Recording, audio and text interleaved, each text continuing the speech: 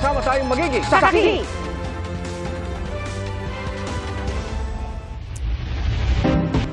Igan, arestado na ang suspect sa pagpatay sa isang motorista sa EDSA Makati kahapon.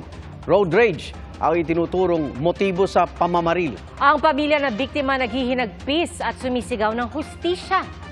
Saksi, si Oscar Oida. Git-gitang nauwi sa pamamaril ang tumapos sa buhay ng 65 anyos na driver ng puting MPV sa EDSA Ayala Tunnel sa Makati kahapon. Sa tulong ng kuha ng CCTV, natukoy ng mga pulis kung kailan at saan ito pinaputukan ng suspect na lula ng itim na luxury car. Yan po yung Innova, ito po yung one. So dito pa lang binaril na niya. Tapos dire-diretso kasi moving ito, so dire-diretso pa rin. And ito, dito na pumunta. So parang naghiwalay sila. So yung sa pagbaril po nito, dito po pumasok sa back ng right. Tapos tumagas po dito sa yung driver side dito. And then lumabas po dito sa leg niya. Ang naturang CCTV rin ang nagbigay daan para matunton ng mga otoridad ang suspect na isa umanong negosyante. Nadakip siya sa Pasig City kaninang umaga at ang nakikitang anggulo ng pulisya, road rage. Per the testimony of one of the living witness, kasakay dun sa Innova mismo, she is telling that merong gitgitan sa kalsada. So that shows yung motive. Base sa salaysay ng kasambahay na kasama noon ng biktima, panay ang busina ng driver ng mamahaling sasakyan na nasa kanilang likuran kahit nasa tamang linya raw sila. Nabawi sa suspect ang isang caliber .40 pistol na nagmatch daw sa naiwang basyo sa crime scene. Airtight or conviction of this case is the matching of the recovered empty shell dun sa crime scene na minatch natin dun sa firearms that was seized. Nagmatch yun. Naharap sa reklamong murder ang suspect na hindi pinagsalita ng iharap sa media kanina. Ang Land Transportation Office nag-issue ng show cause order laban sa nakarehistrong may-ari ng luxury car. Nagtungo naman ang may-ari ng MPV at mga kaanak ng nasawing driver para magsampa ng reklamo laban sa suspect. Ayon sa manugang ng biktima, mabait na tao ang kanilang tatay na maglilimong buwan pa lang na driver sa Metro Manila. Nakatanggap lang daw sila ng tawag na naaksidente kahapon ng biktima. Laking gulat daw nila nang malamang nasawi ang kanilang tatay dahil sa tinamong tama ng bala. Magbigyan ng hustisya yung ginawa nila sa tatay mo. Malabutan mo yung ginawa mo. Bakit mo nagawa yun? Tiniyak naman ng DILG na tututukan nila ang kasong ito. Matibay po itong ebidensya to. Huwag kayong mag-alala. Talagang yung hustisya ho talaga makakamit po natin ito. We will see to that. Para sa GMA Integrated News, ako si Oscar Oida ng inyong saksi. Nasagip ang isang senior citizen na 5 oras sinostage sa isang lalaki sa Parañaque. Paghiganti umano ang motibo ng suspect. Saksi si Jonathan Andal.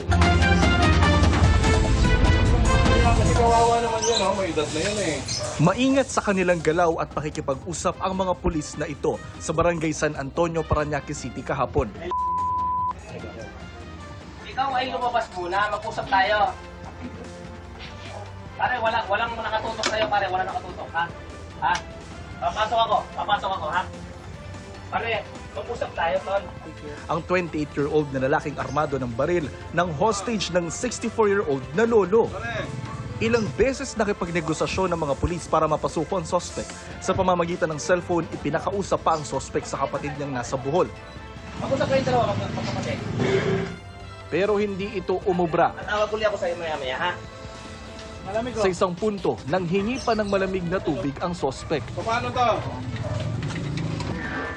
Pero makalipas ang 5 oras, napasuko din ng suspect. Matapos kumbinsihin ulit ng kanyang kabatid sa tulong ng hepe ng Parañaque Police na marunong ding magboholano, ang nagtulak daw sa suspect na mga hostage, paghihigante.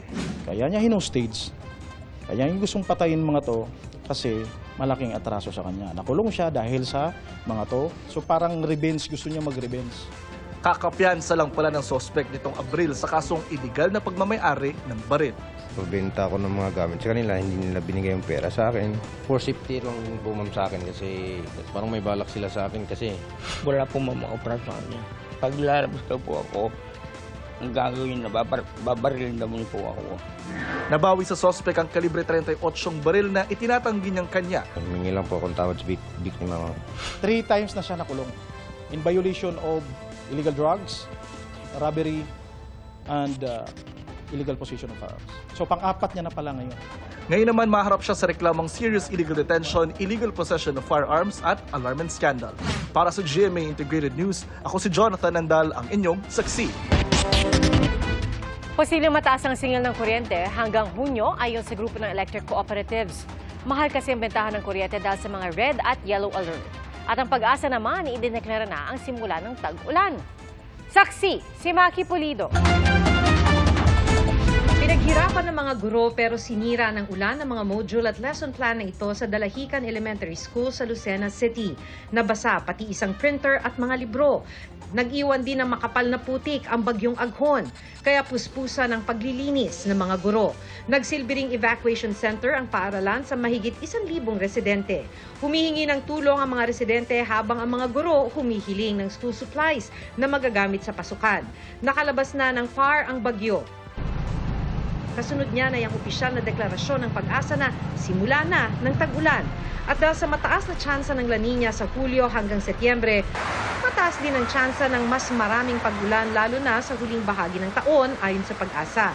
Umulan kanina sa Camarin, North Caloocan at sa Quezon City kaninang madaling araw.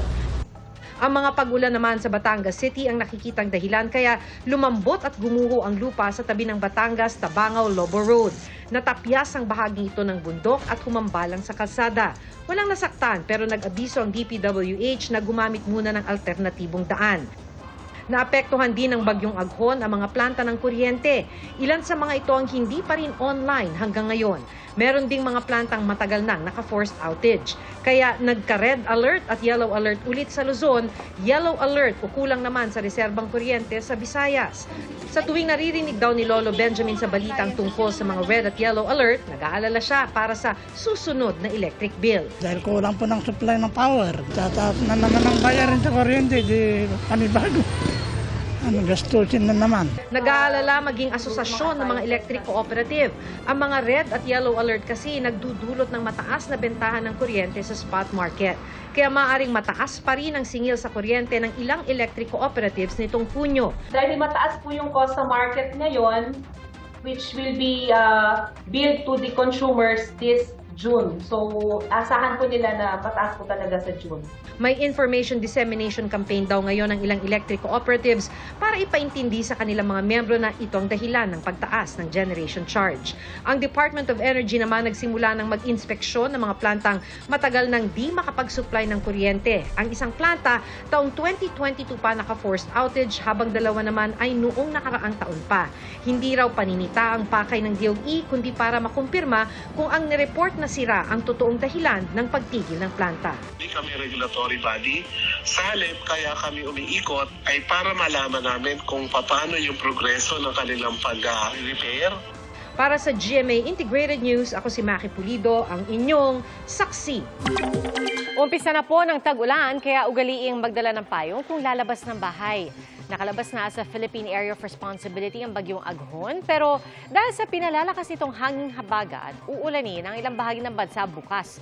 Base sa datos ng Metro Weather, mag-uumpisang tumaas ang tsansa ng ulan sa umaga sa western section ng Luzon, kasama na po ang Ilocos Region, Zambales, Bataan, Pangasinan, Mindoro Provinces at Palawan. Sa hapon, uulanin na rin ang iba pang bahagi ng Luzon, pati ng ilang lugar sa Visayas at Mindanao. At maging handa dahil may malalakas na ulan na posibleng magdulot ng baha o landslide. May chance ring maulit ang ulan sa Metro Manila bukas, kaya doble ingat po mga kapuso. Pagbaba sa taripa o buwis sa imported rice, iminungkahi ni Finance Secretary Ralph Recto para raw mapababa ang presyo ng bigas. Sabi ng Agriculture Department, kung ipatutupad ito, posibleng bumaba ng 4 to 5 pesos per kilo ang presyo ng imported na bigas. Nasa 52 to 54 pesos ngayon ang kilo ng imported well-milled rice. Pero sabi ng ilang grupo ng mga magsasaka, Maaari raw ibulsa ng mga importer ang matitipid na taripa at kontrolado pa rin daw nila ang presyohan lalo kung mas malaki ang inaangkat kaysa lokal na produksyon. Kaya hindi pa rin daw garantisado ang bawas presyo. Kampo ni Pastor Apollo Kibuloy, balak iapila sa Korte Suprema ang desisyon nitong ilipat sa Quezon City ang kanyang 2 kasong pang-aabuso mula sa Davao City. Ayon sa kampo ng pastor, posibleng may nalabag sa due process dahil wala raw silang pagkakataong mapakinggan. Maaari raw ituring itong pag-atake sa hudikatura dahil nagpasya ang Korte Suprema batay sa anilay walang basihang aligasyong magiging biased o hindi patas ang Davao City kung diringgin doon ang mga kaso. Pero tatalima raw sila kung pagtitibayin ng SC ang kanilang ruling. Ayon naman kay Justice Secretary Jesus Crispin Remulla, major breakthrough ang desisyon ng SC sa gitna ng pagbusisi sa mga akusasyon laban kay Kibuloy. Para sa GMA Integrated News, Bernadette Reyes ang inyong saksi. Ilang pagkasunduan ang dinagdaan sa state visit ni Pangulong Bongbong Marcos sa Brunei. Dito rin binagandiin ng Pangulo na wala siyang kinalaman sa pagbabago ng liderato sa Senado. Sa ngayon, nasa Singapore na ang Pangulo para sa 21st Asia Security Summit.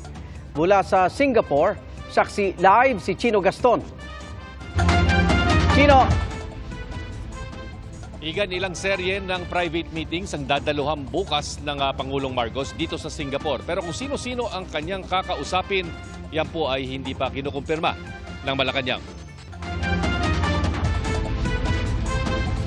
Ang nagagandahang tourist destination ng Pilipinas muling ibinenta sa mga negosyante sa Brunei sa huling araw ng state visit doon ni Pangulong Bongbong Marcos. Kabilang sa pinag-aaralan ang direct flight hindi lang sa pagitan ng Brunei at Manila kundi pati Cebu at Clark. Gayon din ang halal at Muslim-friendly tourism sa pagitan ng dalawang bansa. We are now in talks with the Boracay local government unit as well as the Department of Tourism to respond also to the request of our ambassadors to offer halal-friendly tourism in Boracay. Sa isang business forum, pumirma ng Memorandum of Understanding ang Philippine Chamber of Commerce and Industry at ang National Chamber of Commerce and Industry ng Brunei. May naburing Memorandum of Understanding sa agrikultura ang mga negosyante. I enjoin the business leaders of Brunei to seriously consider the Philippines as your prime investment destination. Habang nasa Brunei, tinanong din si Pangulong Marcos tungkol sa pagbibitiw ni Senador Juan Miguel Zubiri bilang Senate President. At sinabi ni Zubiri na bigo siyang sundin ang tinutukoy niyang powers that be. I guess if you're Senate President, the only power that be is the President. I'm not sure what he is referring to. The decision to change the leadership is not made by me. It was made by the senators. So that does not reflect on my view on Senator Miggs and the trust and confidence that in my view reposes that I have in him. Bago raw ito maganap, kinausap daw ni Senador Francis Escudero ang Pangulo. When did I know? The minute they started, actually it was Senator Cheese. The minute he started thinking about it, he already brought it up and he said, I think I'm going to try to be the SP. What's my situation? What do you think? Etc. I did not speak to any parties at any point, simply because I was out of town. I was basically informed at every step of the way, but it moved so quickly as well. But of course, we knew the state of the voting. Then when that was still being collected, the votes were still being collected by Senator Cheese. Mag-aalas 5 ng hapon, dumating sa Singapore si Pangulong Marcos para sa 21st Asia Security Summit o Shangri-La Dialogue, kung saan magbibigay siya ng keynote address. Ang Shangri-La Dialogue ay taunang Defense and Security Forum na dadaluhan ng 500 delegado mula sa 40 bansa. This is a recognition that there are challenges that are facing the Philippines specifically, and not only the Philippines, but this affects the region and it affects the world.